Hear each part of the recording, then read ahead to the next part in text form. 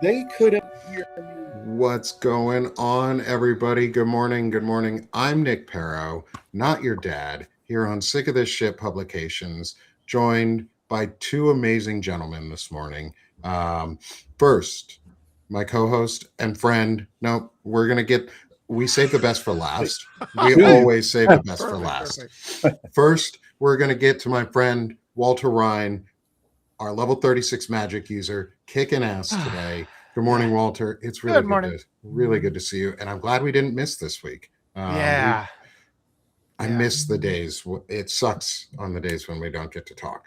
And today we are joined by our friend, co-creator, journeyman, Mentor. Marlon Weems, fantastic human being, who we are so excited to have back with us for another Notes of the Week because we've had Marlon with us before. that's But right. Marlon, for those who might not know you, do you mind introducing yourself real quick?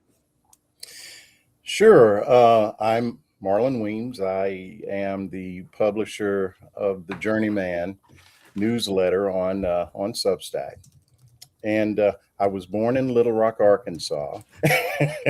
no, no, I really was born in Little Rock, Arkansas, but got the hell out of there as quick as I could. Smart move. Uh, but no, I basically my background is in finance. I um, spent about 30 years in that in that business, and I'm sorry.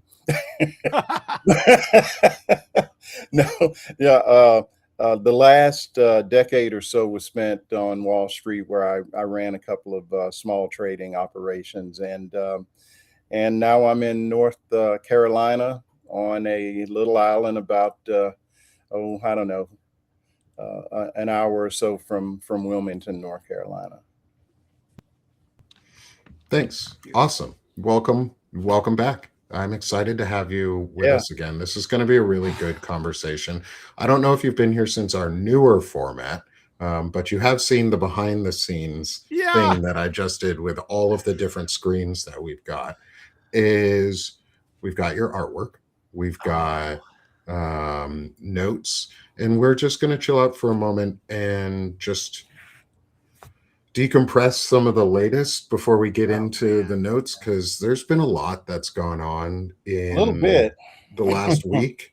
I don't know if anybody has heard yet, but the U.S. bombed and Israel bombed Iran. I don't know if that's made the news in Really? any way. Um, we killed 160 plus schoolgirls and women at a primary school. We have hit multiple hospital and healthcare sites, which is a international violation of international humanitarian law. Yeah. Um, we've hit hospitals. 11 healthcare workers, I believe, have died, um, at least. And that's just some of the reported numbers from out of Iran, not to Yeah. include reports in Lebanon, Beirut, um, Saudi Arabia, uh, Qatar, Israel, any of the areas. Just in Iran, we've committed multiple war crimes. So, Mm.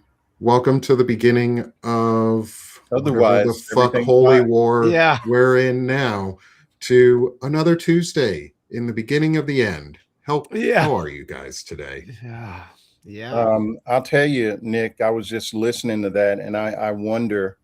Um, well, I'll let me preface it by with a conversation I had with actually a former colleague of mine, guy that used to be on the desk that I ran, and we still talk almost every day.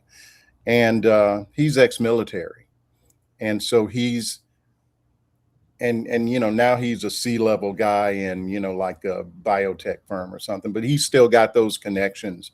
And he was saying to me that and it was one of those things where he was almost talking in code because we're both kind of scared to talk on our phones now. Uh-huh. Yeah. Unless we're just talking about kids and and whatever. But he was saying that from someone that he knows that's active right now. Yeah. That in I guess it's Ramstein. That's in Germany, if right. Yeah. And so he was saying that whatever the hospital is there, that the U.S. has taken an entire floor and designated it top secret, and sort of the back, I guess, sort of the idea behind what he was telling me was that um, they were sort of taking steps so that they could sort of shield how many people were actually, how many Americans were actually injured or died or whatever, and they're shuttling them to, to Ramstein to sort of. So I guess it affects maybe how many reported deaths in Iran, or in that conflict they have to report. I don't know if that's normal, but I just Yeah. everything that these guys do, it just seems so Yeah. sketchy. Yeah. Everything they do is sketchy. Yeah. And Marlon, I mean, you're so important with your background in the finance industry because, the crime always, all you got to do is follow the money. And so, Mhm. I mean, but I mean, yeah, everything is so unprecedented now. It's like, we just assume, just like, okay, corruption and then work backwards. But I don't know, what insights do you have based on what you're seeing in the markets, I guess? Well, I just look at it just, I tend, I mean, of course, the politics, we all can sort of see. Um, just in layman's terms, these guys don't know what the hell they're doing. Yeah. They just don't seem to know what they're doing because So anybody, well, question on that. Do you think they don't know what they're doing, or do you think they're purposely causing the chaos to crash the US dollar itself to move us into a post-dollar society? I actually think it's the opposite. I think that, and I actually wrote a piece about this maybe a week ago, because what they're doing, if you just sort of map it out, conflict causes, flight to quality is what we used to call it. But these conflicts actually cause the dollar to appreciate. Okay. Now, long term, it weakens the dollar because of the uncertainty and all that kind of thing. So you're not necessarily wrong, but in the short term, which is, in my view, the way these guys always think, um, if you look at the sequence, you've got tariffs that basically put downward pressure on the dollar, and now you've got all these various incursions, from stopping ships, messing with international shipping, Yeah. messing with Venezuela, and I actually did a chart. I should have sent it to you, but and I guess maybe I still can. And it just maps out. If you just look at the dollar and oil are not supposed to be moving together, but they are, Okay. because people are, well, first of all, we know what's going on with oil, but people are sort of, okay, what do you do? They're even moving away from gold to an extent, moving to dollar denominated assets. So, for what that's worth. Yeah, I I'd love to see that call it chart the because that dollar would paradox, where it's, geopolitical event, dollar goes up, so. then that's going to be your note we talk about today. Actually, Oh, yeah.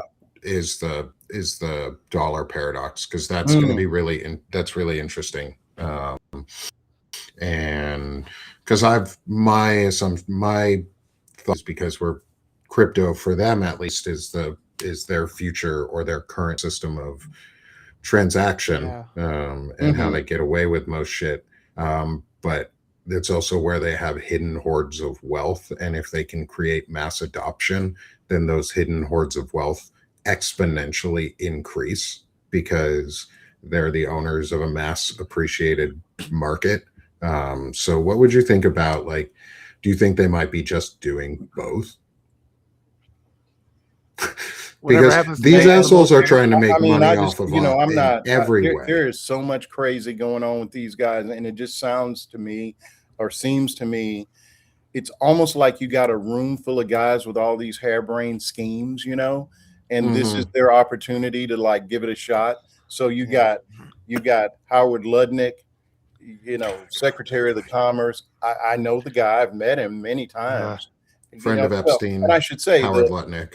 the last desk that I ran, Cantor Fitzgerald was a partner in the business. So we were in their business.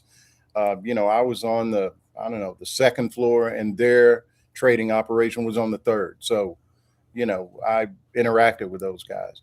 Now we weren't going out for beers together. Well, me and some of the traders were, but, but Lutnick, at the same time, he's talking about how great tariffs are.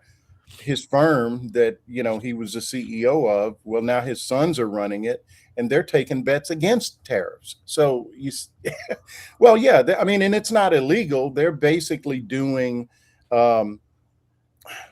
is that not insider trading though? It's really not. It's really not, because there's nothing, it's not really a trade. But here's what they're doing. Before the Supreme Court made their ruling on tariffs, let's say I'm a business and I've got $10 million in tariffs. I don't know if I'm going to get the money back. Maybe I'll take $3 million just to be out, and limit my risk. That's not illegal, but it's just strange when they're doing that and Dad's over here saying tariffs are great. Man. So yeah, these guys are all over the place with stuff. Yeah. And then the crypto aspect of it. Yeah. You got to remember that. Again, Lutnick, they're knee deep in crypto at Cantor Fitzgerald. And they're probably even further really in now. Thought of rules for some of the shit these guys are doing. Yes. Nobody was like, well, what if? What if? We need people to start asking those questions. People who are in Congress or who are running for Congress, to ask those questions. Like, what if somebody decided to do some illegal shit? How do we protect ourselves? The only person that I observed that asked not those exact questions, but just that kind of line, that thought pattern. Really, the only person, and I'm not saying nobody else is doing it, but AOC is a master at it when she gets these guys in these hearings. And she's not a lawyer, but she's just very. I was talking to somebody about this last night. They don't see her coming. Which I don't understand. She's always done. Like, that's who she is. That's what she does. She's always done that. I don't understand how these people are like, oh, she's not going to ask me hard questions.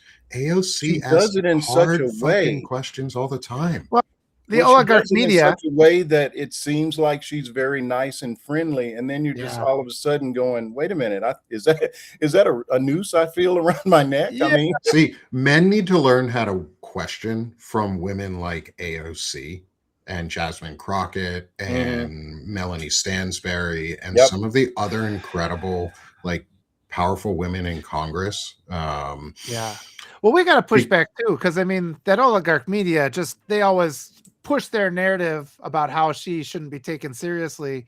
And that lie of that narrative is what they promote every time she says something. And she has, like you said, every single time she speaks, she's right on the money, but they can just rely on their indoctrination that they've used to just be like, oh yeah, we already have established that, she's irrelevant.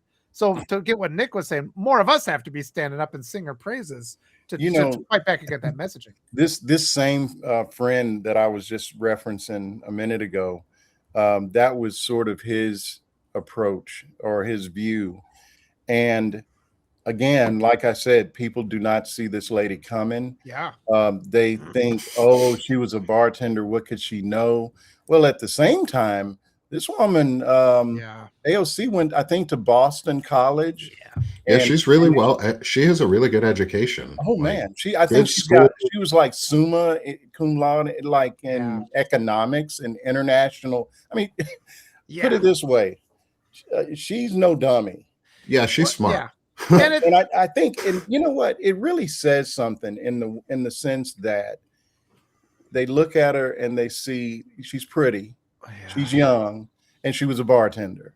Well, a lot of that is how much trouble could she really give me? A lot of that is the messaging of the DNC that makes me constantly furious, because they just kind of surrender these things. They never stand up for their strong women. The DNC does not. They're more inclined to listen to James Carville than to people like AOC. Well, you understand that that to me is a whole lot more about the Democratic Party. Yes. This corporate. Yes. The center of the establishment. Yep. Is corporate folks taking money from all the wrong fucking places. Yeah. And then you've got AOC over here doing none of that and raising more money than they are, and that's the threat. Yes. I wrote about this months ago. There was a big article in the Wall Street Journal, and it was actually talking about what a big problem it was for AOC to be raising all this money from their base, because she's distracting them from the fact that they really need to be moving to the middle. Yeah. And man, she's distracting them from real topics. She's getting the base all excited and making them think they can do all this stuff that can't really happen. And they should be directing that money to people like Marcy Kaptur in Ohio, because she's got a close race. Yeah. Well, maybe her race is close because people don't like what she's saying. Yeah. Maybe it's not AOC's fault, and maybe it's the person who's running who isn't actually a person for their district. Like, we need people running who are running, one, for the betterment of the nation. Yeah. Two, at the same time, especially if you're a congressperson, for the betterment of your district. Because that's who you represent. And if your district is mad at what you're saying, you need to represent them, and you need to speak up. And we have some members of Congress who do. Senators, it's a little bit more, you're more of a national figure because you represent your entire state, and there's only two of you. But if you're a representative or running, like, I hope you're out on the ground talking to every single person in your district and asking them, how can I help you? What do you need on a personal level? What types of things would make your life better in the near and long term? We have examples of that. Mom Donnie did it, and you won despite the overwhelmingly, despite the Democratic Party. And he's effective as shit because he's actually accountable, and he did what he said he was going to do. But he's not being an authoritarian. He's using the resources of a democratic system to help the community at large. That's what a democratically elected person does. And he's doing it really well. I talked to Lisa Hamline the other day, and I always want to make it clear, I have my criticisms about the DNC, the Washington ones, but there are so many at the state level who are doing really, really good work. They're working really hard. And then people like AOC are working really hard. But Lisa Hamline was saying they've got a new person in charge there in the state, and they're making sure you have a Democrat in every single race. And she was saying, she's like, look, down ballot is the critical stuff. You get people enthusiastic about down ballot, because if you've got people in your area who aren't even running, you've got Republicans running unopposed because the DNC establishment is more they're more inclined to support their establishment candidates than the other people. So they'll make a big issue out of these other races that should, and not leave it in the minds of the people. But if you have people running unopposed, they don't come out, and then you lose everything up the ladder. You end up losing. So yeah, I mean, we just have to do that. We have to put that pressure on them. I mean, their strategy is just so wrong. And just letting the states pick their own representatives is kind of, when I was talking to Emily Berge about it the other day, where the DNC at Washington, they were upset because she was running. And it's like, primaries are good for the party. You get two candidates out there canvassing the district, getting people excited, spreading the message. And the fact that the DNC establishment is more concerned about control than they are actually winning elections is a big part of why we're in this mess today. It's pretty telling too. Yeah. It's that whole, we talked to Natasha K about this. I've been wanting to talk to her. Oh, we should get her on. We should get all four of us on. Around. She's amazing. She is throwing some bombs out here now. Shit. Yeah. Well, it's opening up everybody's eyes. It's really so useful because people are a lot more willing to talk about these things now. I saw a comment that she made, and that the DNC stopped doing DEI. Yes. What in the Yeah. world, dude? Yeah. Yeah, What in the Natasha's world? fucking awesome. We need to have her on. If you're in the audience, Natasha, and you want to come on for a little bit, like wave and say hi, and I'll send you the link again. And you can come join us for a little while. I know you won't be able to be on the named on the live stream immediately, but I'll add you in the post show if you're in the audience and want to come on, or if you come later. Our mod user, if you can remind Natasha if you see her come in, that we'd be happy to have her on. We have a mod user in our Substack chat today. Welcome the Sick of This Shit Publications mod user, who will be sending out links and things like that occasionally. We don't spam the chat with stuff, but they'll be helping manage the chat. If you guys have any really, really good questions and things that we miss, don't worry. I will hear about them and I will get them so that we can keep you guys in the loop and keep you as part of this major discussion, because that's what we always do. But yeah, Marlon, we're going to get you with Natasha if you don't get on with her by yourself. I'll set that up. anyway. I'll make it happen.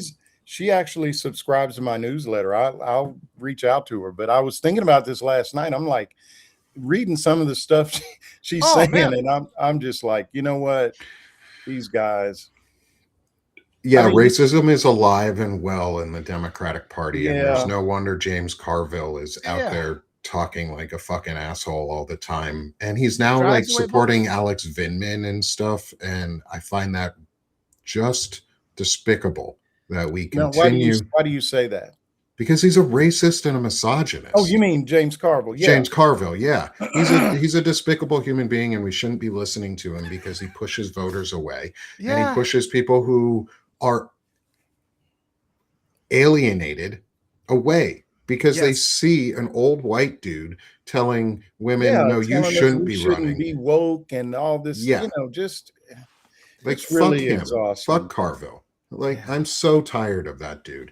I would like him to just take Go a away. vacation. Yeah. I mean, Take what a is he, long what is he, vacation, 80 or move to something, Mexico, go Yeah. relax on the beach. He's Go never be an won old anything man either. right? Ross Perot won the Clinton election. It wasn't, it wasn't Carville. Yeah. And Walter, you keep a lot of pressure up on Carville, and a lot more people are talking about it. It Like, is. I'm actually, you are yeah. having an influence on this, and thanks for calling that out in the chat. Yeah. Well, people Tio, are doing because great. that's like people are, because we've formed these communities, we actually have we're actually pushing back, and we're putting things into the Yes. mainstream ecosystem and sphere that weren't there before, and we're moving the message, and it's working. Yeah. We need to just keep doing it and do it more and get louder. Yeah. It's so many people just haven't heard of all the racist things that he said. And it's like, here's what he said. And it's like, I'm just saying, let's not be racist. But they pivot the narrative so fast. So it's like, oh, Walter, That makes we you the gotta have racist, unity. though. Go ahead. Walter. Go ahead.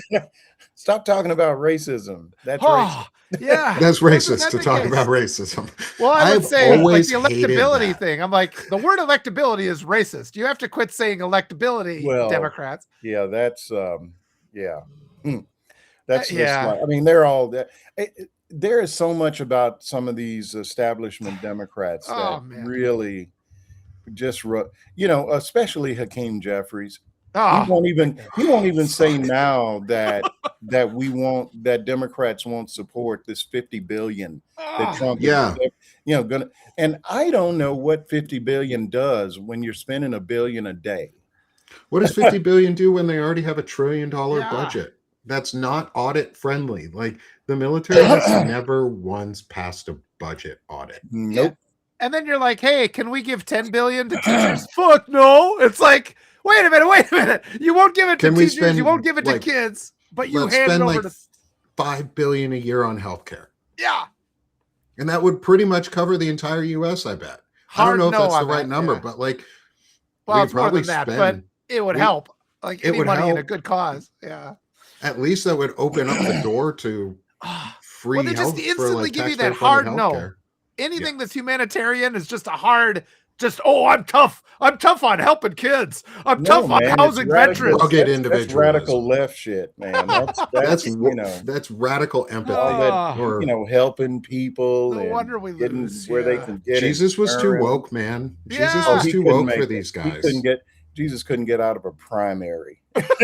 Jesus couldn't cross I'm the sorry border. to say, He's man. not electable. Yeah. Jesus Yeah, couldn't it's even like cross this the guy border coming in in the here US right now. Like, talking fuck. and, you know, wearing these funny clothes and, you know, what the shoes. What's this guy with the beard Yeah, and this yeah, can we hippie? clean him up and make him more electable? Why is he hanging out with prostitutes and Yeah. people who are destitute Why- and need help? Like, what's his problem? I keep saying when we show up at our demonstrations, we should all be dressed as Jesus. So when the riot police come out to beat us, you get the video of the riot police like beating Jesus. And you think at some point white Americans like, I mean, who's that, this guy giving? He's giving out free wine. I mean, what the? Yeah, You he's know, turning water he's into fishing, wine. he's a fisherman. Yeah. He's the son of a carpenter. Hey, Like, that he's guy. a big dude. I'm Also, telling why you, did man. he have 12 disciples? Like, isn't that low? Shouldn't he have more? Like, this dude seemed unpopular. But he wouldn't have won. He wouldn't even be allowed. Well, to he's anti-business too, you know. He's Oh, an yeah, immigrant yeah, yeah. too. Flipping Yeah. over tables in the temple. Yeah. Yeah. He's you almost would think I go to church knowing all these different little Yeah. parables, huh? But you're not You'd supposed to think actually I read go the to Bible. church. Yeah. Most people that go to church don't read that book, you know. That's, Yeah, it's those of they're us just who easy to don't hit go. people with. That's just a bludgeon for them. Yeah. They You're thump not it. wrong. They don't read it. Yeah. You're not man. wrong. Okay, I want to get us to our We're off the artwork. rails again. I love We having are off Marlon the here. rails in all the best ways. Yeah. But I want to get us to our artwork for today because Yeah. that's something Oh we my gosh. always do, and we celebrate our kids, our family, our I'm looking friends, forward to those this. around us. We've had some incredible submissions. Jason, I did not add any of the ones that you did. You sent to me yesterday. If you're in the audience, those are going to be for next week. You sent me 3 really good pieces of art from our Chronically Illing Out, and I really appreciate that. But we have some really incredible art. 2 pieces from Marlon today, and 1 from Walter and I. We're actually going to start with one of Marlon's. Yeah. And as we get into this piece, I want to acknowledge my ignorance around too, who's yeah. in this image other than Martin Luther King Jr. And So, Marlon, can you enlighten us? yeah. Okay. So to the far left is Abernathy, who was, and you know, all of these guys unfortunately have passed on. To the far right is a young John Lewis. Okay. I thought that was And this is actually from a photo that was taken during the march, one of the marches in Birmingham, and or from Selma to Birmingham, I think is what it was. And so my daughter actually did this in high school. wow. And I don't know if you can enlarge it, but if you look at it, it's, you know, 90%, especially the facial areas, those are just dots. Yeah. And so she did that, you know, literally with, you know, a really fine point, you know, in a fine point ink kind of a thing. It's called stippling, I believe. And That's so fucking cool. yeah, what we did, so she's really talented, and she's since then gone on to get a degree in art and a minor in art history. And you know, she does video work, all kinds of stuff. So yeah, I think after she started doing this sort of thing, they just gave her materials and set her on the other side. Yeah. They're just like, said, go "You know ahead, what, you just- go do just whatever kinda, you want. know, whatever you do, just go on, and you know, don't. I mean, because she's showing the instructors up. I mean, Yeah. Yeah. but you know, she's one. I was telling someone yesterday. You know, a lot of people, you know, that you see in college that major in art are trying to learn how to be an artist, or maybe they have an interest in art history or whatever. And she sort of walked in the door with a pretty hefty skill set. Yeah. She Okay, must have so been. She must have sat around at home just drawing all the time. Is that? Oh, listen, man, we Yeah. knew that, just sort of which, you see your kid and you just kind of go, okay, that kid's going to be X. When one Christmas, I think she was probably 12, maybe. Instead of asking for toys, she asked for an artist desk. Yeah. And we were like, okay. Yeah. No, Nice. that's how okay. you know. Yeah, that's how you know. And when, she just basically asked, can you get me some of these kind of color pens? Can you get me the, and we just fed her stuff. And then we made the mistake, I guess, around that same time of giving her an iPad. And Oh. so one day she comes up and she says, "So I made this video. Can I put it on your on your YouTube page?" And I'm like, "Oh, that's so cute. Sure, honey." And I let her do it. And it was well, 2 million views later. Yeah. Nice. I mean, she actually is the person that made me realize, or figure out how to monetize stuff on Nice. YouTube, because Wow. that, Good. well, I went to show it to some person one day, and what she did, she had, remember those Bratz dolls that kids used to, she had all Mhm. these Bratz dolls, and she didn't like the makeup. So she got like some, I don't know, fingernail polish or something and took it all off and then Yeah. did it over like her way. And she videoed doing it, and it just blew up on YouTube. Yeah. So yeah, I've got a So creator in my house. this is fucking amazing. Like I've always another we were pointed out to another name for that type of drawing is pointillism. Mhm. Yeah, there's a slight difference, and I only know this because that's what I Oh, called it, and she corrected me. ooh, No, this is, yeah, ooh. That pointillism was is a colors. little Yeah. different, and not being an art person, I have no idea what the difference is. Yeah, I have no idea, but it's good to know that it is different than Because it pointillism. looks like, like in the Wall Street Journal, Hmm. that Yeah, sort it of looks like that newspaper print sort of yeah. thing. When they do pictures of people in the Yeah, journal, that's what it yeah. reminds me of. But It's so cool. Okay, well, that she, another question. Who are yeah. the other two individuals in net Oh between man, I was hoping, Abernathy? and I should know this. Give Oh, we me can give me a find it. minute. Yeah, we want to Okay, play on the we can spot. come back to it after the show too if you want to find them No, later. I know, I should know. And one of those two guys just died. I think the guy next to Ralph Abernathy on the left, I think he just passed away recently, and it's so sad and interesting that these guys are now all gone. And then Jesse Jackson just a few weeks ago. Yeah. But you look at it, and what it tells us is just how in the not too distant past Yeah. all of this stuff was going on. Yeah. you know Yeah. and so Somebody yeah, put Carmichael question mark. Does that name? Somebody in the um chat put Carmichael. Is that one of them? man, don't make, oh no, it's not Stokely Carmichael, no. Okay. No. Give me 2 seconds, man, I actually should know this. Okay. No, no But worries. carry on, and I'll jump in. Okay. Yeah, I wanted to well, ask if your daughter had a web page that we can she's send on people She to. Substack. actually does. It Yeah. is it's HallieClaire.art, I think. But I'll get you that. I'm not doing a good job of promoting my kid here, am I? No, we got you. I got But you. Don't worry. she's actually setting, literally right now, she's setting up her print shop. And in fact, this is what like a badass kid. She was in the 11th grade and she had an Etsy shop selling prints. Yeah. And so she was doing stuff like this, and she's got just all kinds of work in different mediums. And so it'll all be up pretty Oh, soon. somebody found it. Good. Yes.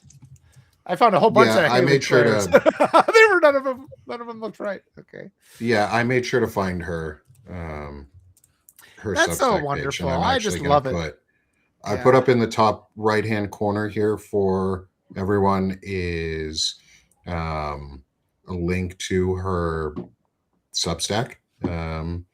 If you want to Oh, go great. subscribe to her, Yeah, you she should. is. She and when you go there, you'll see she does a lot of. In fact, I have a video opener for my show that I do randomly. um, and Oh, she actually did like a 30-second intro spot that does nice. before I do the actual show, which Mhm. makes me look That's almost awesome. professional. Let's see. We Yeah. gotta push traffic to her page. Otherwise, we're just it's like you Well, gotta and serve hey, some purpose, Marlon. if you wanna like a custom video opener for your show, I Oh, mean, she's oh Oh, my I'd gosh! love I don't think we those. can Like, afford it. I mean, it's so yeah, I good. don't think I I could mean, afford that. hey man, she's you catch her now. Yeah. A year or two from now, Oh, we won't be able. I won't be able to afford yeah. it. She But only accepts gold bars for payment. You know. I mean, no, she's in Wilmington, which isn't far away from us. There's a pretty significant film community. So a lot of TV shows on Netflix and movies, get produced there. So she's actually done some concept artwork for Oh, some of the independent studios over there, yeah, and she was That's doing this amazing. stuff in like while she's going to college. yeah. She's done That's with college amazing. now. Yeah, she finished last May Oh, so or we're just getting last spring. started. Yeah, we're So at she's the start getting, of this. yeah, well, She's we got just so said, much life ahead of her. I know. You know what's so sad about it? She's so frustrated because she doesn't think she's where and I'm like, she said, Man, Well, I can people are talk to like, her about you should be talking to failure. so and so. And I'm like, honey, I wish I could get you in a time machine to see my sorry ass. Yeah. When Oh, I was I can 21, reassure I her was too. Yeah. I was still in the process of flunking out of college. Let me tell you. Ah, Oh, yeah, I would not want you to hang out with like 21-year-old you me. would not have wanted to be You friends with me cannot. in No, college. stay away We from would have Marlon. gotten your He's grades trouble. down. yeah. She's got to focus on what she's doing and not what other people are Well, responding. But how other people respond is the problem. Yeah. the thing about it is, and I was so glad to hear her say this the other day, just yesterday. She's waiting tables, doing and when you live like this is a vacation community that we live in, so she's getting ready to make bank, the next 3 or 4 months. Okay. But she knows because she's looking at folks that she works with that are 30, 40 years old and they're still waiting tables, and she's determined. But to me, that's the best thing, when you've got a young person that has some level of they want to make something out of themselves. The Yeah. best thing you can do Ambition.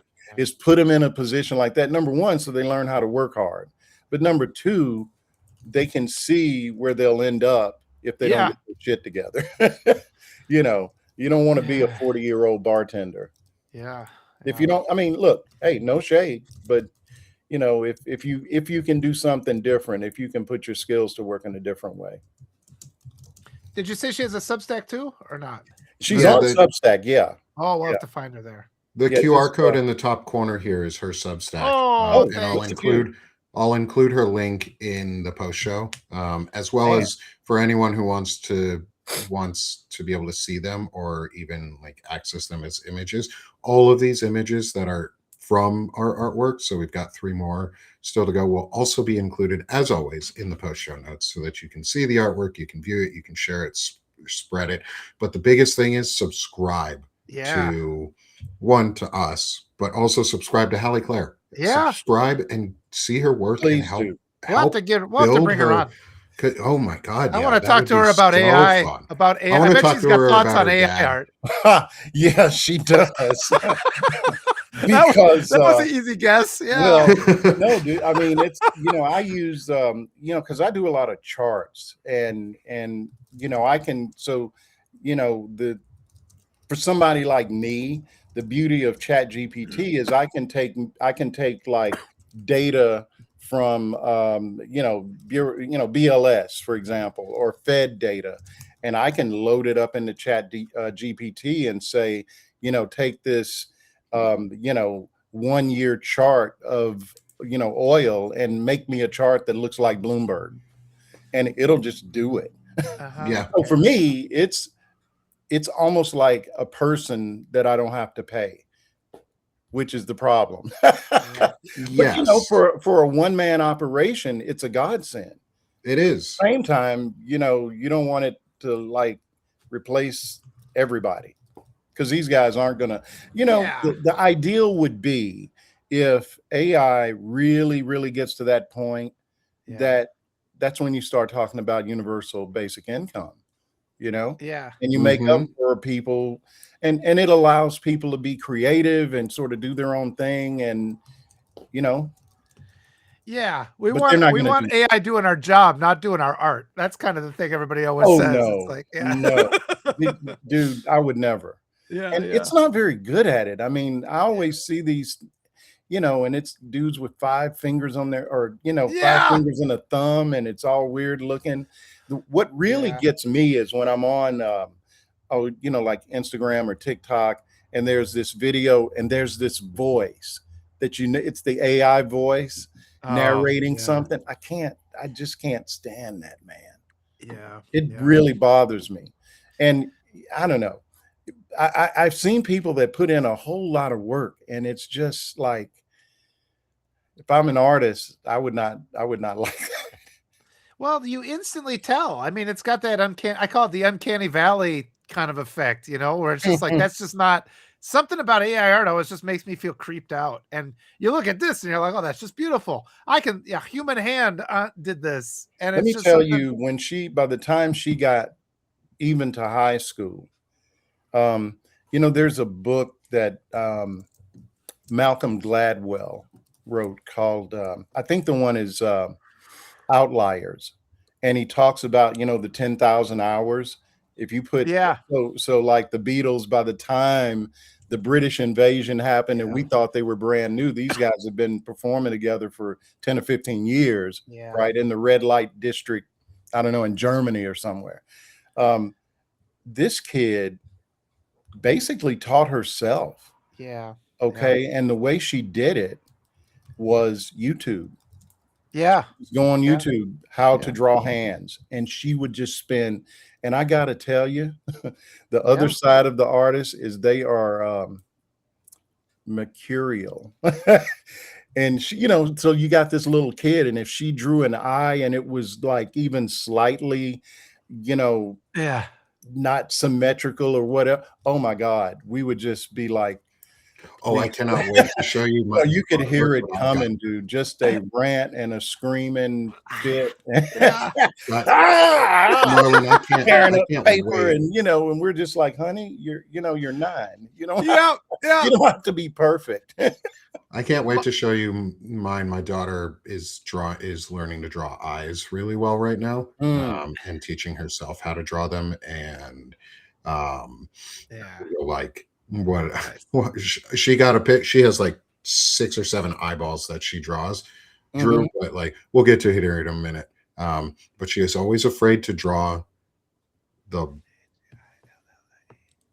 right eye. She's always Oh. afraid to draw the right eye. She's really good at left eyes, but the right eye, for some reason, the mirroring is hard for her.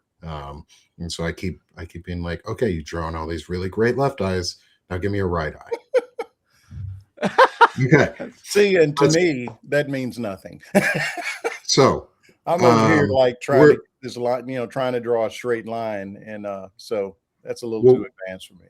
So what we'll do is we'll grab the names for the other 2 gentlemen after, since I want to get on Yeah. to which is totally fine. I want to make sure that we list all of them for the post show notes, because I don't want to be ignorant about it. I Yeah, think we'll it's find- good that we'll we find. learn. And this image is fucking awesome. Yeah, Again, it is. This image It's is so amazing. Let's move on to our next image for this morning. Walter, Oh, take it away, good. my friend. This was actually fun. This was for my kids a long time ago. It's actually 2 images, and I stuck them together in Photoshop. Okay, I was just going to say the background almost looks like, yeah, I did that with my the kids. pane glass windows that you see that have like, I mean, that's what it looks like to me. Yeah, well, my youngest daughter, they'll do this. I always tell them, they ask me, what do you want for your birthday? And I'm like, I just want art by you. That's literally all I want. And so then I'll take one pin and then I'll separate it out in Photoshop and stick the other one in. So these are both from my youngest daughter.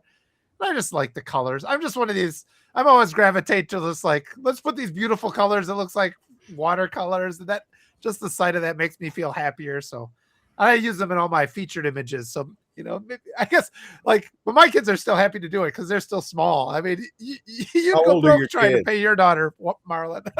How old are your kids? Well, now this is from a while ago, this one, but I've got a sophomore and a 7th grader. Okay. But this is 8 years old, maybe, these pictures. I just go through, I look through I've got all the old notebooks and I'll take them. But I think that's kind of fun to do, where you take little elements of their other pictures and combine them, and then you can make new things. So, Okay. like I just texted my daughter and she educated me. Oh, okay. So there was Ralph Abernathy all the way to the left, and the guy next to him with the fro is James Foreman. And the We'll guy, move back for a second. So, Yes. and the guy with the glasses, I think he was an albino, if I'm not mistaken. And his name is Reverend Jesse Douglas. Okay. Excellent. So awesome. There we are. Thank you. Tell your daughter how many new fans. Does your daughter know? Yeah. Your daughter has so many new fans. She's literally like 15 feet away from me in her room. Oh, is she? Has she heard any of what we've said about her? I'm sorry. Has she heard any of what we've said about her? I don't know that she has. I don't think she's on. okay. She's working on a project for me. Oh yeah, well we don't want to. Okay. We don't want to destroy that. Yeah. And this is I don't know if either of you have had to deal with this yet, but she graduated, and in this day and age, we're well past the whole, you graduate and you got a great job the next day. No. And so even she was in off-campus housing, corporate apartments that have a deal with the university, and she had a roommate and she was still paying $1,000 a month. Oh man. Yeah. Right. And that was in college. And so we just said to her, look, we know we don't want to impede your freedom, but at the same time, let's be smart about this. Yeah. Come home, put up with us for a while. That'll be plenty of motivation. Number one. Yeah. But also, save some money, figure out your next step, and just, it's a level of pressure that you don't have to put on yourself. And you see, my fear is I don't want her to get out there and be so wrapped up in having to make money just to live that she gets totally off track with what she's put all this work in, and she ends up being that 40-year-old bartender. You know. Somebody was asking if she sells prints. Does she sell any prints of her stuff? It's coming. Okay, good. I mean, that's honestly what she's been working on the last couple of days, because she had the Etsy store, but now Etsy's pricing has gotten really weird, and she's kind of outgrown that. So she's got her own website. Yeah. And she's literally setting it up now for payments and all, and all that stuff. But within a very short period of time, it's going to be ready. Anything artistic always requires, and you're the perfect dad for this, because you can give them that little bit of financial advice that 50 years down the road goes such a long way. Me. Yeah. Well, and because me, I just went and lived when I went to live in Peru for 10 years, and it's like, gee, I can live here for, $100 a month. So it's just like, I just have time, and then I can engage in the stuff that's not necessarily. Oh, what happened? Oh, Walter froze. My back. I'm lost. Yeah, you're back. Oh, okay. All right, they're at us. Yep, and all that stuff that doesn't make you start talking about the South America, dude. You're asking for it. I'm asking for it. Why? Because you're talking about South America. Yeah, well, I just mean you're talking about the things the tech bros don't want us to talk about. Man. Well, I mean they're starting fights. They've been messing around in Peru and stuff. So yeah, they just want to control everything, and just everything these days it's no longer you can just buy something. Everything is a monthly subscription, and it's just they get their hooks in you in so many different ways. So anytime you can be free of that, like my daughter's been saying, and Marlon, you could probably relate to this, is like every piece of advice I tell her, she's like, oh, it feels like I'm cheating the system. It's like, yes, you have to cheat the system. The system sucks, So the system is the problem. Yeah, but anything you can do to just buy yourself time to indulge in your creativity, because that painting she makes and whatever she's working on right now, that's going to endure the time. I don't want her out there waiting tables. I mean, we should be able to support her so she's able to create art. I mean, that's just a waste of art. Well, she hasn't really even tried to do the whole paid thing on Substack, Oh. So yeah, Oh, it's a lot of it is, oh, I don't know, just, the fear of jumping off the cliff, Yeah. right? But it's like Harrison Ford said, he's like, when he moved out to Hollywood, he was a carpenter, and he's like, because he saw everybody else failed because they ran out of money and time, and he's Hmm. like, I can just extend my time by being a carpenter. I'll do these jobs. I'm not giving up the dream of being an actor, but I'm just like making it. I'm giving myself a larger window of opportunity, and so that's Yep. kind of what we have to focus on. Well, that's what she's doing. I mean, Yeah, waiting tables this time of year, you can do okay. And that sort of funds which, the real objective. yeah. I bet there'll be a lot of people wanting portraits and stuff. I Well, mean, she does a lot of like I said, concept art. She does a lot of like anime and manga characters that Oh, she just sort of creates in her I'm gonna head. show my daughter all of your Yeah, daughter's artwork. she's good. She's on Instagram too. So does Uh, she do the same YouTube tutorials like that she inspired her? doesn't do that stuff at all. She doesn't really do any YouTube. And I mean, and you know what? She's been out of college less than a year. Okay, yeah. And so she's still, she's now having to sort of she had to stop doing all that stuff to go Yeah. to school. And so she's really just sort of revamping a Yeah. lot of the things. That's why, I was like, I need you to make a video for me. So Yeah. I've actually got a show tonight, and it'll open with one of her videos. So if folks are Oh, around at good at teaser. 7 o'clock, is that a show with no name? Is that what it she's is doing not. for? It is actually sort of a special announcement that I'm going to make. I know, Ooh. right? Ooh, Ooh. can't tell too much, but it's No I think preview yet? well, just something good that I've been up to, and Are hopefully you running for Congress? I am not. Damn. Damn it. Damn it! No, Senate. no. You're It's running for nothing- Senate. It's nothing Yeah. like You're that running at for all. Senate. You're governor. I am. Well, the last Council thing we member. need is somebody on Social Security running for office. Unless No, it's I you. think actually that might be one of the first things we Oh, need if people yeah. who are on Look, Social man, Security running you for know office. what? I have thought about it, but I've been very critical of elderly Democrats. So although Bernie Sanders is old, and Yeah. his politics Damn aren't Sitting with his bad, mittens, sitting but with his mittens and the birds. it's just Yeah. yeah, I couldn't do it, man. First of all, I think my vocabulary is too salty for television. Oh. I think nowadays Oh, the, no, the yeah. You might be right, vocabulary is man. Maybe really I should, needed. because I got That news Fran for you. Hong. The When I Democrats interviewed that Fran won Hong, she here- was just like, let's fucking go. And she was dropping the F-bomb left and right. And I'm Who like, was this? for governor. She's a candidate for governor in Wisconsin, Francesca Hong. She's the Oh, one she's I was. awesome. I love was- the interviews you have with her. She made me laugh so hard. You're going to like this, Marlon, because I was talking to her. She's like, I think we don't need any more crusty old white guys in government. Then she goes, no offense. And I was just like, I thought that was the best thing. I'm like, you got my vote. Like, You wait got a my minute, vote just for that. Yeah. I want to say one last thing though. Your daughter, don't have this expectation of what success looks like. I think that's what you have to tell her. Exactly. Yeah. Exactly. I was told the her- model I always used. There was a young pilot in the Navy, and he was upset because there was no more things to be done in aviation. He's like, my life's going to be a failure because I won't ever be able to make a name for myself. Well, his name is Neil Armstrong, because he was the guy who went from, and it's just like sometimes the worlds you'll be venturing into don't exist yet. So, and we do. I mean, our society hits us with that imposter syndrome. So we'll nurse her through it. It's so funny. Yeah. When I was attempting to graduate from college, I was a journalism major.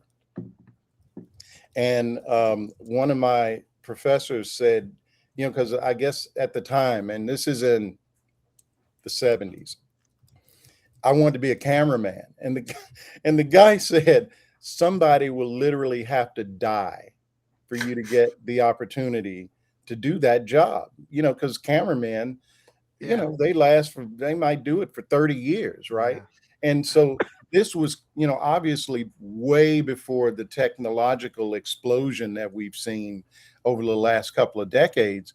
And so it's so funny to me that was what I wanted to do in the 70s.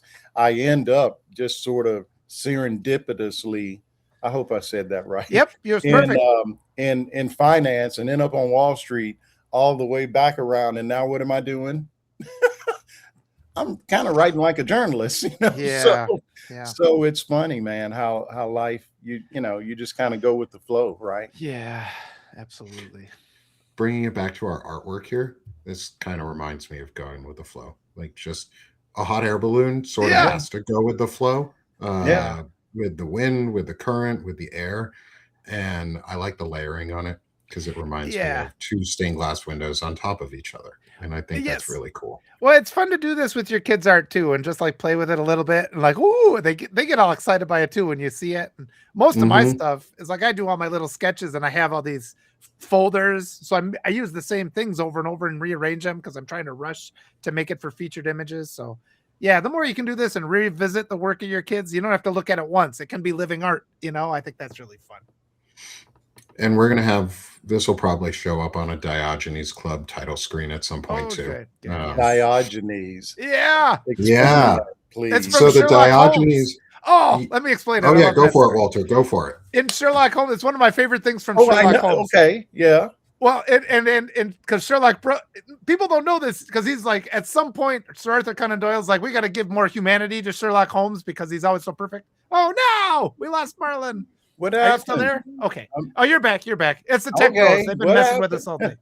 So to give a little bit more humanity to Sherlock Holmes, it turns out he's got an older brother, a more intelligent older brother named Mycroft Holmes. Right. And it's just like he only shows up when Sherlock's like, God damn it, I can't figure this out. I gotta go ask my older brother. And the older brother's always like he's always like, oh, you're coming with your BS, investigative work. Why don't you do something more serious?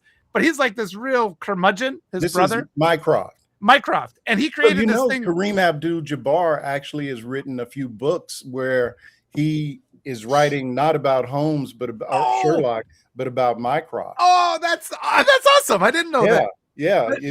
I think I have one of those books I read some years ago. I mean, but yeah, he's way talented guy. I'll have to find one. But Mycroft has a club called the Diogenes Club, which he formed because it's for gentlemen who want all the comforts of a club, but they don't really like the other men and don't want to actually have to talk to them. Okay. And so we started our club. It's about intelligent masculinity. Like men of today, we don't really want to talk about them, but it's that reference to the Diogenes Club. Just because I like how even Sherlock Holmes has to put up with this more intelligent older brother. It's like it instantly makes him relatable. It's like it's like, God damn it, I got to put up with this asshole again because I don't have the answer and only he has it. So it's just one of my favorite characters and things of literature. And in the historical side, Diogenes used to walk around. He was a bit of a recluse and a weirdo in his time. He used to walk around with a lantern. And he would camp in the public square and just sort of live there. He was sort of this like almost homeless bum at points. But he would carry around a lantern and walk around asking, where are the men? And so he was one of the early askers of what does it mean to be a man? And at least on the Greek side and Greek philosopher side. And he used to challenge other men in the street with a lantern in his hand going, where are the men? Staring at another man and challenging them on what it means to be a man. And so we're bringing it back. We're challenging folks on what it means to be a man, and we're just having some fun. Yes, we'd love to have Hallie on. Awesome. Does she want to come on now? Yeah. That what that meant? Yeah. I'm actually surprised, to be honest. Yes. Awesome. Let's see how. I guess you could DM her on Substack a link. Yeah, I'll send her the link to our to this live stream so she can join us as a guest. Awesome. Oh, that'll be so much fun. Yeah. And she can tell you the difference between pointillism and stippling. I'm okay with that. Yeah. Oh, great. Oh, what a lovely thing. I love this. This is going to be so much fun. And now I get to show off my daughter's eyeball artwork to your daughter too, which is going to be super, super cool. these brilliant daughters. We are rich men. The three of us. We are rich men with our brilliant daughters that make us so proud. I'm so this makes me so This happy. is cool. Yeah. This is better than me pulling out my wallet and and showing everybody all my kids' stuff. Oh yeah. Well, you got a wonderful Well, your crowd here for phone's this. your Everybody's wallet now, right? everybody's just waiting in the chat. I see them. They're like, "Ooh, she's coming. We got her all built up." Has she done shows and stuff where she's got to? So she, when she graduated from high school, we were still in the middle of COVID. And so she went to junior college for a couple of years, Cape Fear Junior College. And the first year was pretty much online, but by the second year, things had gotten kind of back to normal. And so they have a big art show every year. And just to give you an idea of the scope, she won first place for best drawing and second place for best painting. So, Nice. Go figure. Nice. And so I sent her a DM in Substack. I let her. Okay. There she is. I heard a join. Uh-oh. Anyone? Can you guys hear me? There you are. Sorry. I don't know if you have heard any of what has been going on about you, but holy cow, Hallie Claire, everyone in our chat has been, we're going to save the chat for today, and I'm going to pull some of the quotes from our community on the things that they have said about you and your artwork, and it is so amazing. Yeah, you are so talented. Thank you. Wow. I want to show your piece of art again. Yeah. Because I'm going to also bring you up to the top. I'm going to bring you over. Yeah, put you over Walter and me. I'm going to demote your dad on this one and bring you to the top here. Because holy cow, can you talk to us a little bit more about this piece and what it means to you and like who you are as an artist? So introduce yourself to our audience, because like I said, you're amazing. Thank you. My name is Hallie Claire Weems. I am an artist. I just graduated college in May of last year. So I'm still kind of trying to figure out my footing. But this this piece in particular, I think I made it in the 11th grade. I know it was before COVID. 10th or 11th grade. It's a stippling piece. It took me forever. I am such a big procrastinator when it comes to my art, especially when I make art that requires so much like attention to detail, like this one. But my identity is, I mean, like any other artist, it's very, I guess, important to me. And I really wanted to do something that I guess I could connect with. And I think as a mixed Black girl that spent most of her life in predominantly white educational institutions, I wanted to kind of create something that none of my peers were giving attention to, because shocker, we didn't spend much time talking about civil rights issues in school, or even like slavery, or just anything related to Black culture. And so I didn't feel like I had anything to connect to when I was learning in high school. So I really just wanted to make this piece just, I don't want to say it's a statement, but it's definitely important to me. Yeah. Oh, that's so fantastic. That's wonderful. That's even better, that story. And all the props to you, because everything, you do. The creative expression is a statement. And just these days, just fighting for the time to create is a statement. And I was telling your dad before, after college, I moved to Peru where I just had time and I was, trying to write, and you were joking. It's like I don't know where I'm trying to sort things out too. That's totally normal. That's acceptable. So just keep going, keep making your art. That's all everybody in the comments has been saying. We just want to see it. We just wanted to throw some flowers at you because we love it, and we're also so proud of Marlon because he's so happy. What's the difference between pointillism and stippling? I believe pointillism is with color. I think stippling is just black and white. I believe that is the difference. Okay. Yeah, I'm pretty sure. do you have her other one up that I sent? Yeah, that's going to be the final one we show. So let me go into our next pieces too, because this is where, Hallie, you get to see artwork from our daughters. And so this one was Walter's. Yeah. This is a combination of two. Walter, do you want to reintroduce yours Oh, real quick? My little girls, I always gave them art supplies every Christmas. I was going to tell a story because when my youngest was like 5, I would sat them down and I had like the circle. I was teaching them how to shade. And of course, like, actually I did with like 5 boxes first. Like, here's shading, girls. Like, this is all you need. This will be hours and hours.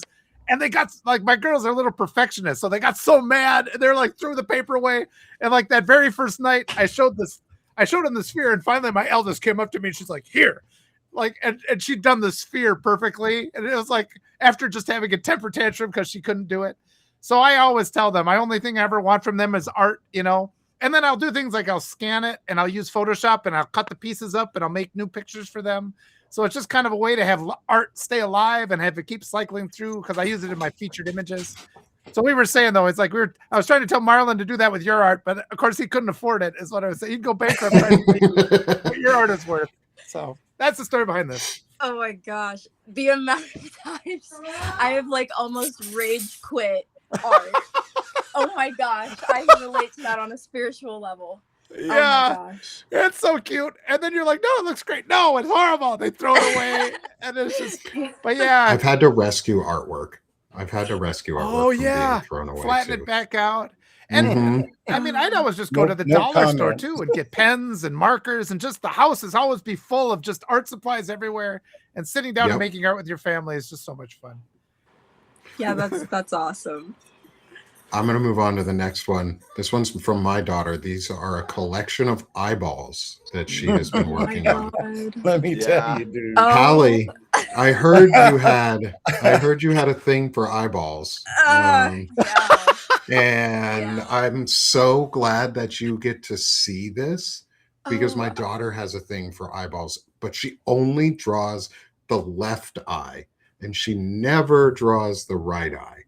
And I'd love for what your thoughts are on eyeballs and drawing them. Oh, that's great. This like is so, I don't know why this is like healing to see. This is like, good. is this like a universal like young artist experience to just fixate on like one? I just love it. I don't know. I used to be, okay. I still kind of am like a obsessive perfectionist. I guess like you just fixate on one thing that you just want to really be good at, I guess. And I feel like around the time that I was really fixating on eyeballs in particular, it was like, I want to say like 2015, 2016. So I was really exposed to like, I don't know, like these Tumblr photos and like makeup. Like I really wanted to make it look pretty. So I was really fixated on that aspect. But these, I don't know, these eyes are kind of like reminiscent of like anime. Like she's very into anime stuff. Okay, yeah. That's definitely what I was getting from this. But yeah, I love that. Awesome. Yeah. I will give her that feedback too. She knows I put her artwork up and it makes her so excited to like, I love giving her feedback from folks. And so thank you. Yeah. And I love that she's like trying to hone this style. Like I love that. Cause when I was a kid, I also had like a very short-lived anime phase where I just would draw anime characters. I didn't watch anime, but it's what I saw on the internet. So And they're not easy to draw, but they're a great way to start on humanistic drawing. Yeah. Yeah, I used to absolutely. I used to doodle Dragon Ball Z characters when I was growing up because that was a big thing when I was in like elementary and middle school. So we would like trace Dragon Ball. We would get that carbon trace paper and we'd trace Dragon Ball Z characters and then like draw them out and do all sorts of. So it's so fun to see that my daughter does something kind of similar, just way, way better than I ever could. My daughters, they would watch. Marlon was telling us you were watching a lot of YouTube videos, and we were suggesting you should be making your YouTube videos like those Oh, you instructional should. ones. But my daughters would watch. I think his name was Myra Elizabeth. They'd sit there and watch that, and they'd try these things. And mine did the same things you did, where they take like dolls they buy at the dollar store and change things up there too. So I just think that's what are your favorite YouTube channels that you were watching? If you want to give them some props Gosh. too, if you remember. Oh I man, don't. I'm going to put you on the spot. no, that's okay. I can't remember who because there were definitely like a few that I watched like habitually, but I cannot remember the names. I know right now, like being the artist I am right now with the skill level I have, there is one particular YouTube channel that I do really like, which is called Proco. Okay. And they kind of have a lot of different kinds of artists on there, and they teach everything from like character design to like fundamentals. It's really, really helpful. Yeah, in terms of making YouTube content, I am definitely trying to do that. I have a few things on my plate with just like setting up my shop and trying to manage my social media and working on commissions. I've got like a lot of things on the back burner, but I definitely want to get into that because when I was like between the ages of like 9 and maybe like 13, I was making YouTube content. It was a little bit cringy, but I had so much fun making it, and I really And she want to was get too back. young to have her own channel. So guess where all that content went? Yeah. I had 2,000 subscribers and I had no idea why. And They're then probably one day, like, what is all this politics well, stuff? one day We're I'm here for the getting talk. up to go like to work or something, and I got this thing from YouTube saying, "Congratulations, you just hit 100,000 views." And I'm like, on what? Oh, And it was this what was it? How to do your doll's How to makeup or redo your doll's makeup. and I'm telling you, that was 10 years ago, and it's got like I mean, one day I was going to show it to somebody, and when I, pulled it up, a commercial came on. Oh, And I'm like, Google is monetizing my shit, my daughter's shit. yeah. I You need don't to ever figure saw out how any to money get from that. I Huh? need to monetize that. And yeah, so they run commercials, and I mean, yeah. So So getting back to and moving to our final piece of art, this one Walter and I had some questions about in good ways, and I wanted to ask where your inspirations came for it. But yeah, it's beautiful. this is this is again amazing. Like, can you tell us about it? Oof. Okay. So this piece came to fruition originally when I was it was my second and last year of community college, and we had to, I think the objective was to make a self portrait, but like I think we were supposed to place ourselves like as the subject in another, it was supposed to be kind of like a master copy of sorts. But I think it was supposed to be like a stylistic sort of study, but we were supposed to be the subjects of the piece, if that makes sense. And I had chosen this painting, I'm trying to recall the artist's name. I can't remember the top of my head. Cristofano Allori, I believe is the artist's name. and this is the original is Judith with the head of Holofernes, which is a biblical tale. And I was just obsessed with the composition. I just Baroque art is so cool to me, and I really wanted to place myself as the subject, but of all three figures in the painting. And at first, it didn't start out as anything with a super complex story. But so when I originally started it, I think it was 2021, or no, 22. I didn't finish it. And it honestly sat in my room up until my senior year of college. And I had to do a we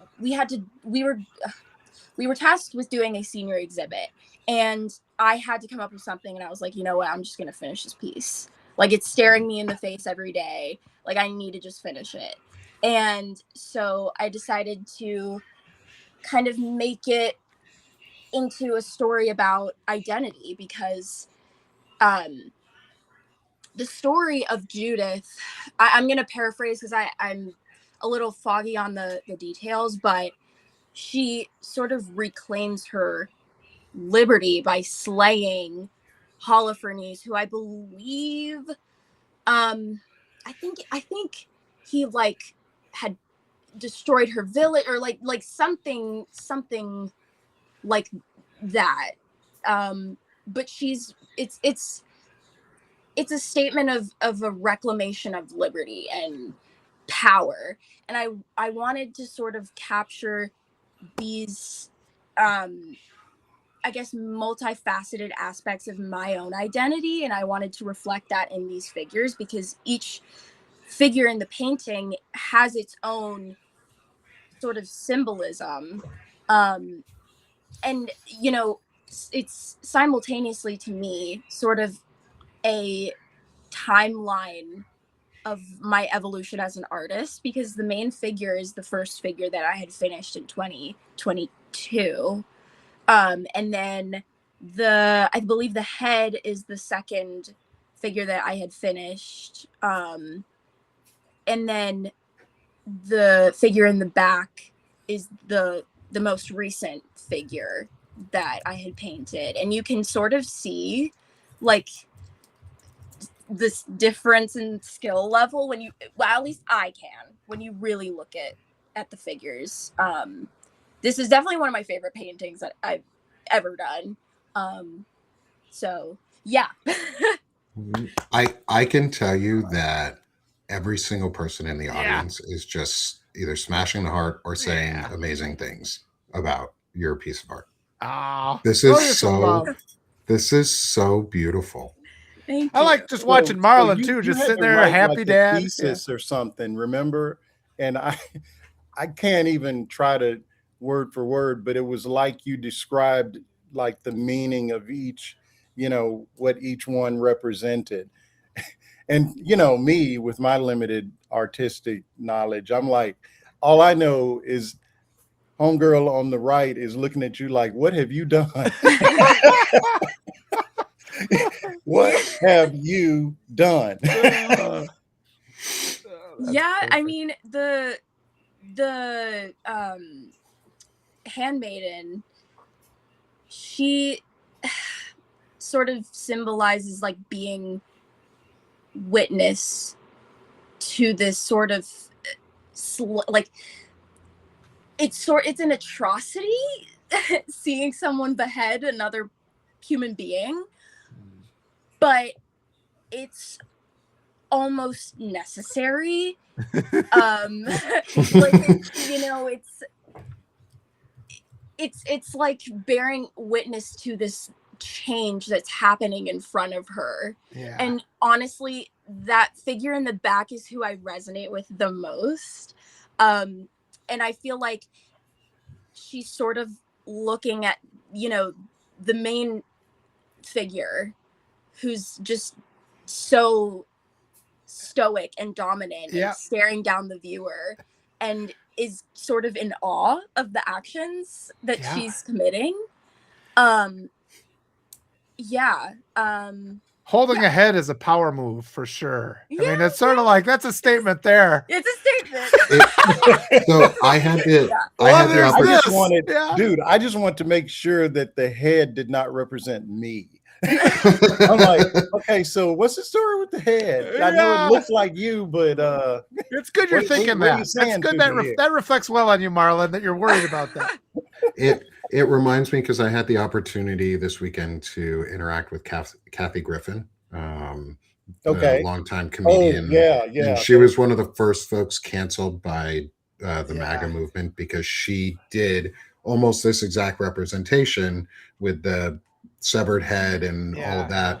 She used to do USO tours, and I'm a veteran, and so her support, her active like care and love for the troops and support always stuck out with me and sticks out with me, and this reminded me of that in such a good way. And I'm sitting here with chills about this painting. Yeah. Like it's so good. Thank It's you. so good.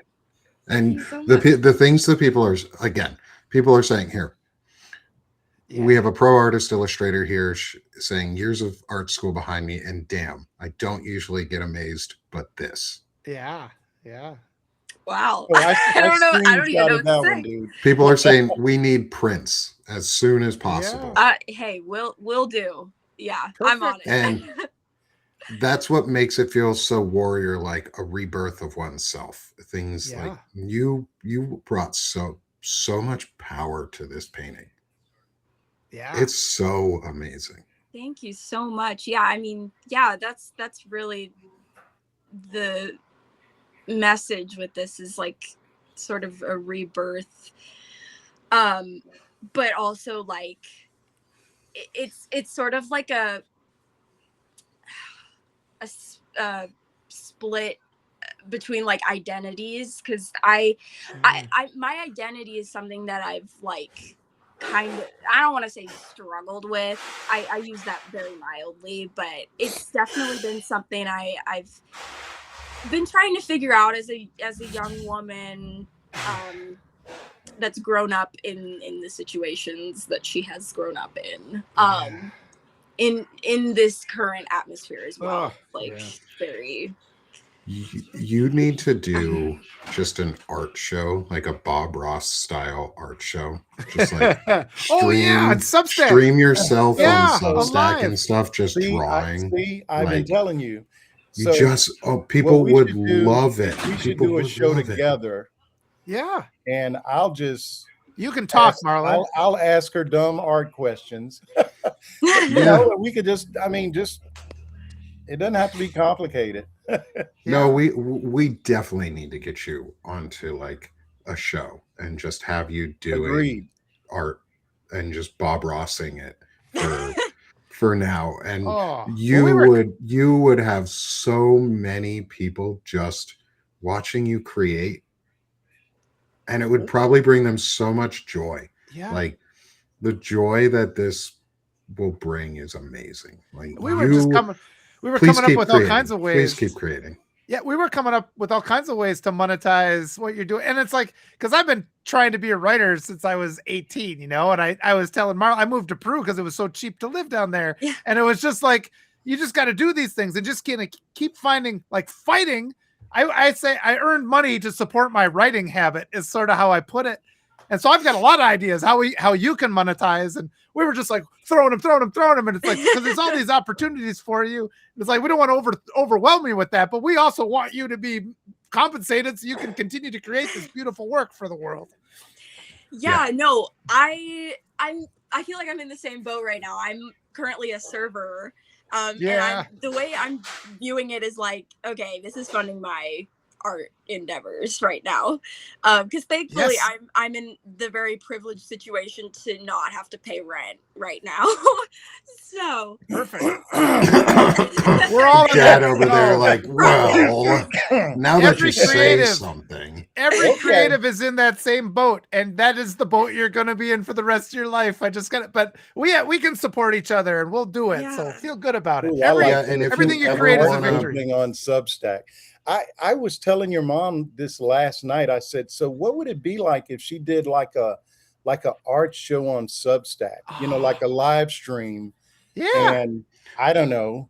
you We could stream figure it on out. Twitch at But the it same was, time, yeah. like using a platform. I would be Nick will happy to set you help up. and support and talk to you on ways that you might be able to, if you want. And if you ever want to stream things on the Sick of This Shit Publications platform, I do a lot of culture work, and which is why half our show and this entire show has basically been taken up by art today, and it's I'm Fine. okay with Yeah, that. perfect. Like I'm so fine with that. Oh, Instead of such a talking break. politics, like We oh my needed God, this break. feels so good. And it's not because I don't want to talk about politics, but I want people to have things that they're excited for and Yeah. they see a future that they can like subscribe to Yeah. in real life. Like I want to be a part of this future where artwork is commonplace and is Yeah. what we see and enjoy and get to experience. And if you ever want to use the Sick of This Shit Publications as a platform to spread that artwork onto, where I could Yeah. help host you and get you onto YouTube and we can connect your channels too, and I can get you all help get you set up in ways if you need to, so you can broadcast and stream just Bob Ross style. And because Twitch, like platforms like Twitch are long form content, they want people on there for hours and hours on end, just sort of talking and doing something.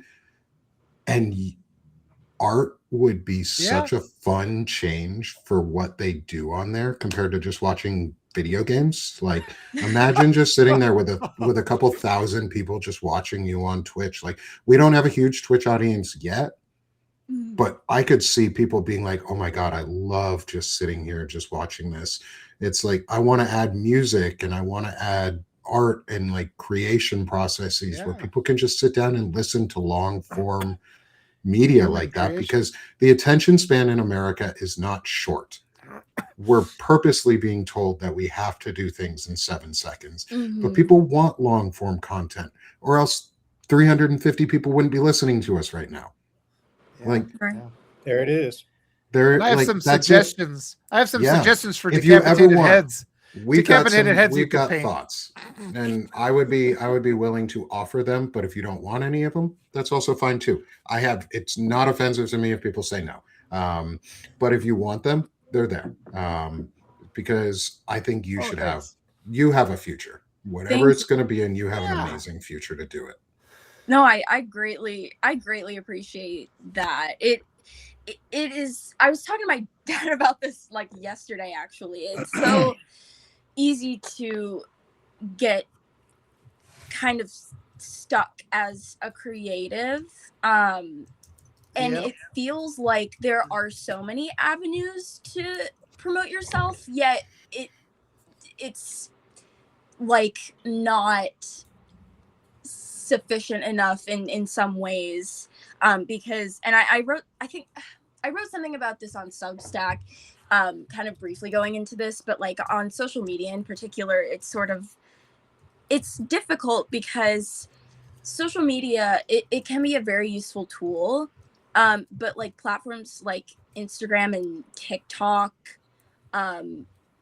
they're not reflective of real life, and I feel like it is so easy to kind of get caught in this headspace of like, oh, like this went viral, so obviously this art is more important than this art.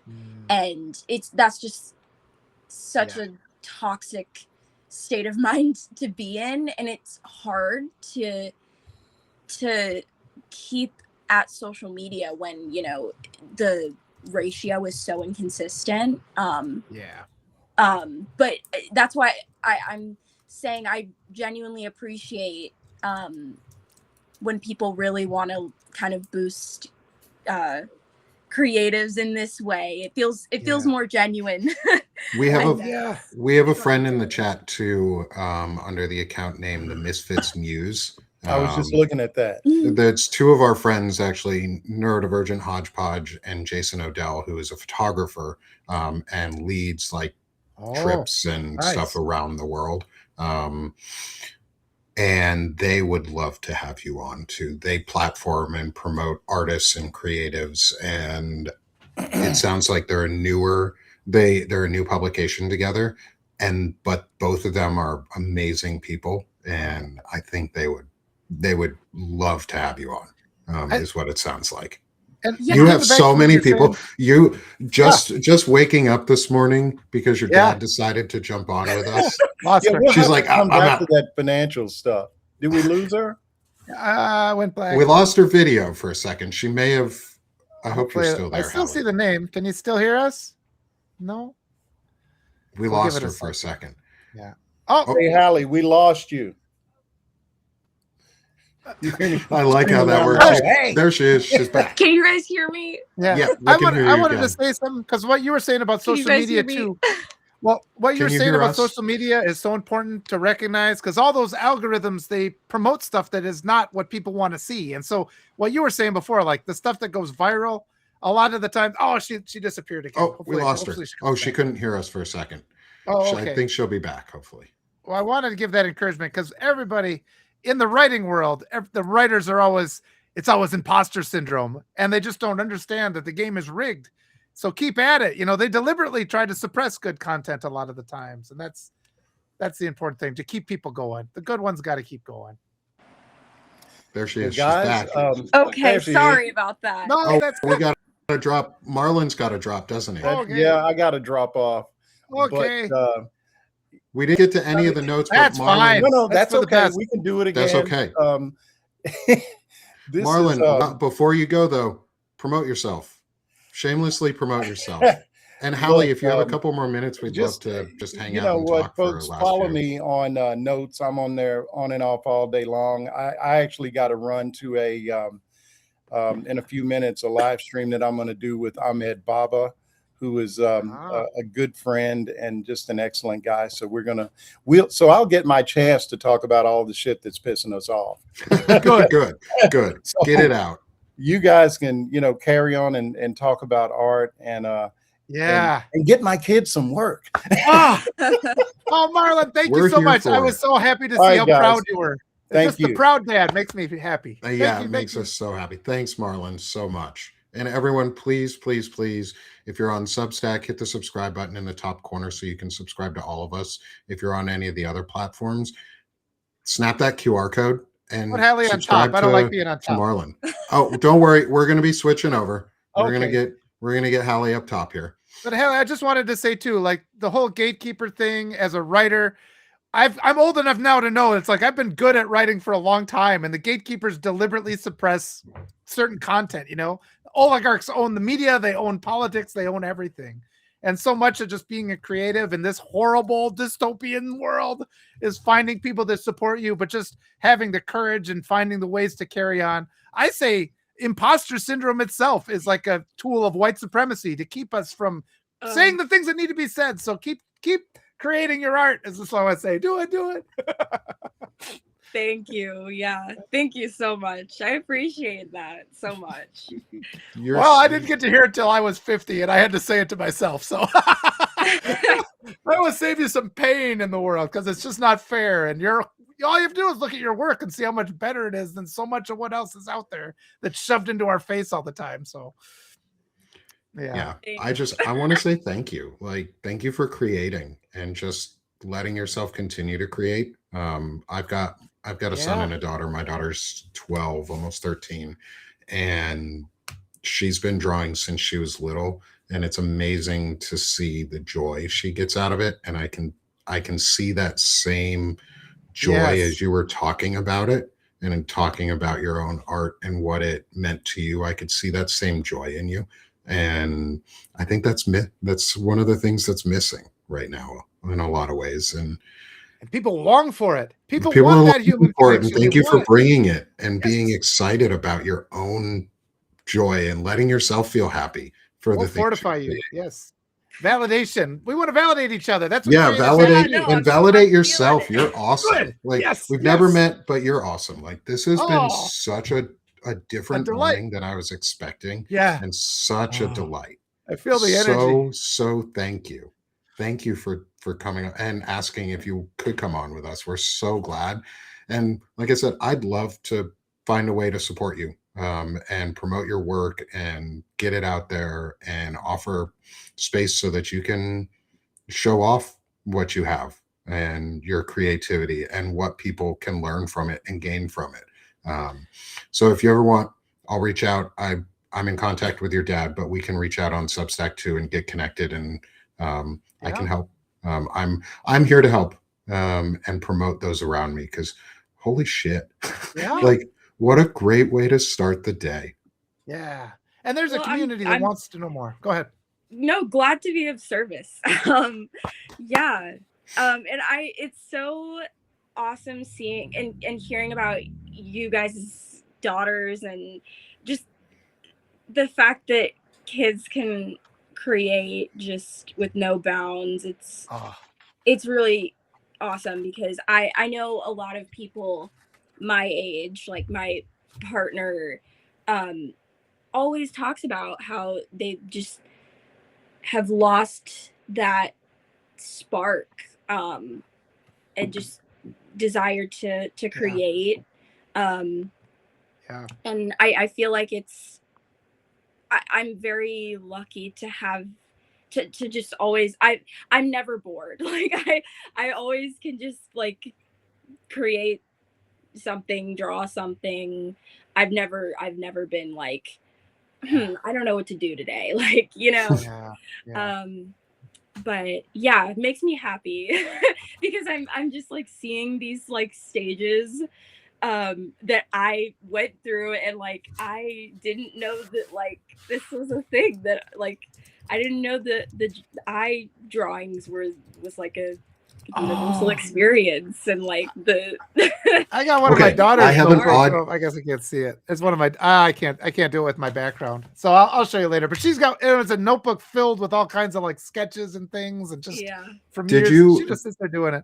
Did you ever go through a phase where you drew that weird S that was almost like an infinity? Yes. Did anyone ever teach you that, or did it just happen?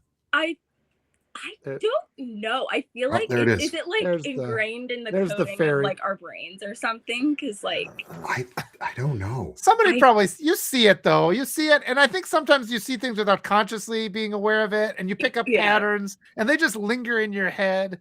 And yeah, but I mean, a lot of it, those YouTube channels have been great, because my kids sit and watch those too, and just like, and I use them for tiling the bathroom, so it's, but even there it's useful, but kids are sitting there making things. So that is one of the positive things about the internet. I mean, we run it down, but it is when human beings can actually share, then it always is something good. So, and we have a question from the audience too. I'll go back to the artwork here real quick. Does this piece have a name? Yes. I named it by my own hand. Ah, I feel like that has a multifaceted meaning in and of itself. yeah. Yeah. That's beautiful. Yeah. Like it's literally by my own hand. The slaying is technically by my own hand. Yeah. Yeah, it just resonated with me. So yeah. I That's like the amazing. sense of inevitability on the observer too, and just like we I knew just this was love going this to piece. happen, I like it. And so, what about your first one? Does this one have a name? I think that one is just called From Selma to Montgomery. Okay. Yeah. Beautiful. Yeah. I love the backstory of this being on display. Was it then on display at your high school, I assume, or no? No.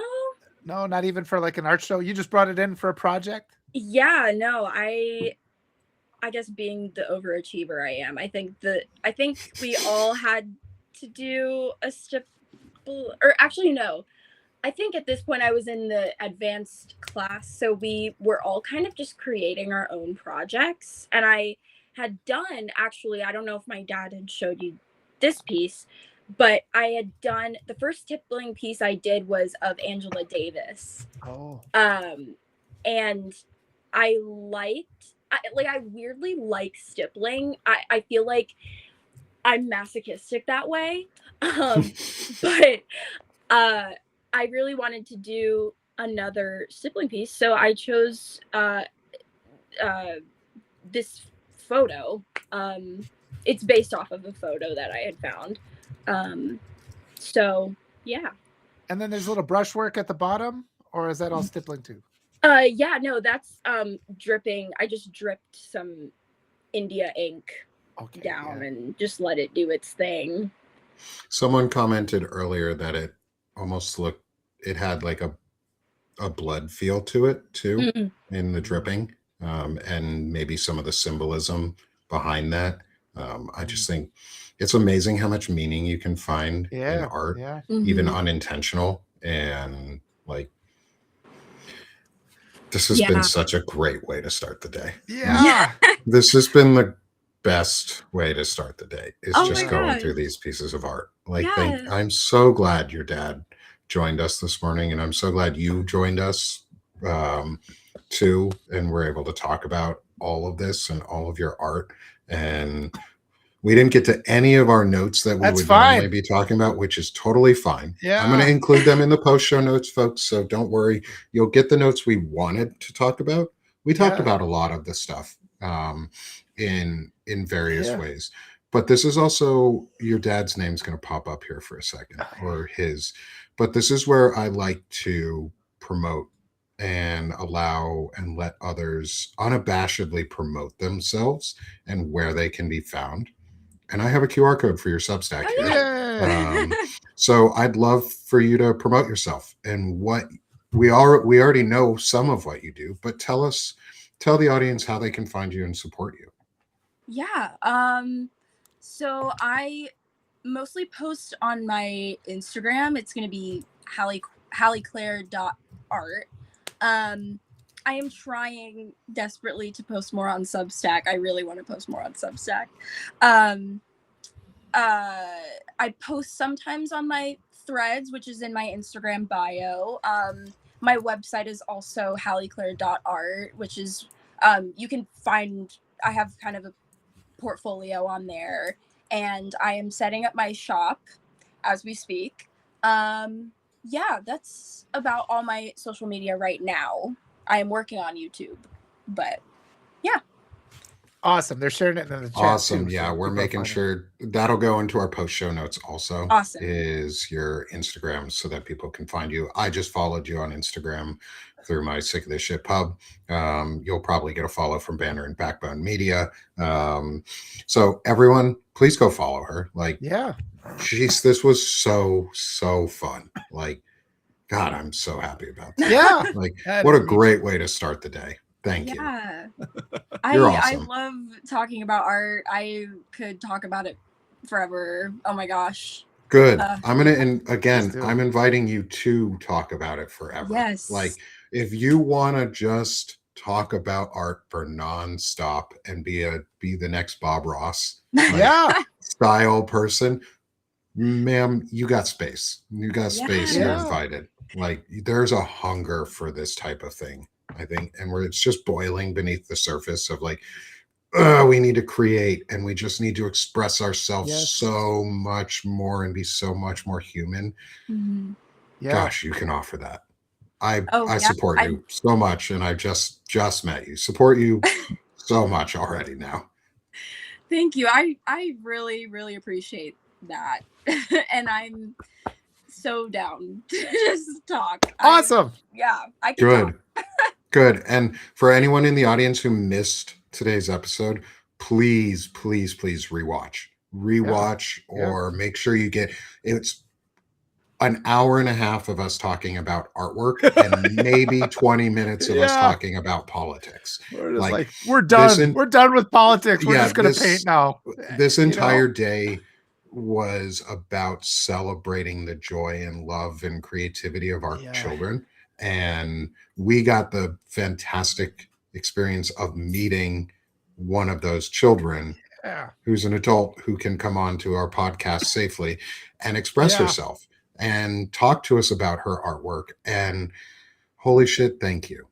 Yeah. Again, Thank you. like, Thank you. this is amazing. Well, I and can't it's- wait to have the rest of the day. Well, yeah, and we've been doing this. We've been bringing in our art just for like a sense of normalcy. You know, our kids did this and stuff that we did, and we bring it in. And everybody needs to know we're the focus of economic terrorism. You know, that's what's going on right now. They put us against the wall. So all we have time to do is to serve the needs of the oligarchs and the billionaires. We never have time to think and reflect and create.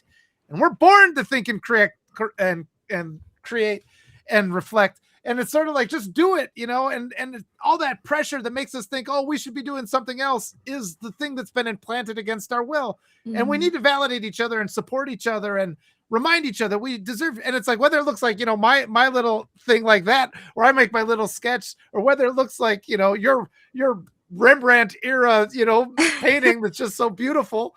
It's all valid, and just do it. You know, it's all who you are. And there's times when you just want to look at something. Oh, there's a simple watercolor. I just want to see colors that were made by a human being, you know, just constant work, not constant worry, creation and sharing and support. And so that's what we need to move into. We need more of that. So thanks so much for being here. That was just wonderful. I really appreciate it. Yeah. Oh my gosh.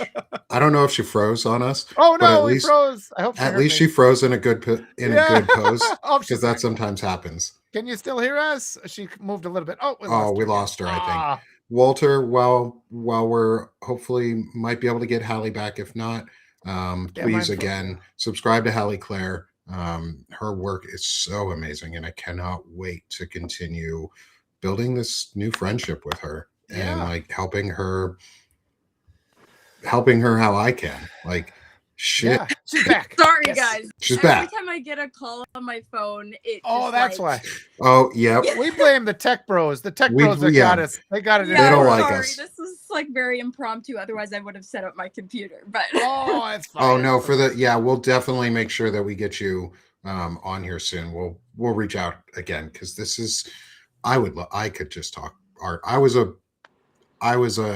classical music theory and composition major in college the first time around.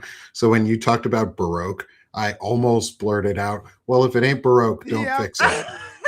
Yeah. oh god. But if it is Baroque, don't fix it either, because Baroque no. stuff is fun. Baroque music wow. is just ridiculous. Oh yeah, that's another level. I can't even. I can't even. Can't even get in it. All right, can't. Walter, promote yourself, my friend, Oh real yeah, quick. great. Jump on to I'd Rather Be Writing. Always good, fun stuff. There's another one. My little drawings, which they're designed to make me laugh. Yeah, my little Pegasus, my flying horse picture. But yeah, it's like I do that as a break from when I'm writing, you know, and I don't know what other things you do, like the different creative muscles. Like I get so worn out, and I'm just like, it's such a relief for me to sit down with my little watercolors and I just like to wait to watch how the water moves, you know, and it's like you can't quite control it. You can come pretty close. And I find that maybe you've got a different perspective as me because you got another level of talent. But I'm just like, you know, just the water kind of wants to go here. Let's kind of accept that that's what it wants to do. And it's sort of like it's a participant in this creation, which I kind of like. So good. She's nodding her head, so I'm not way off track there.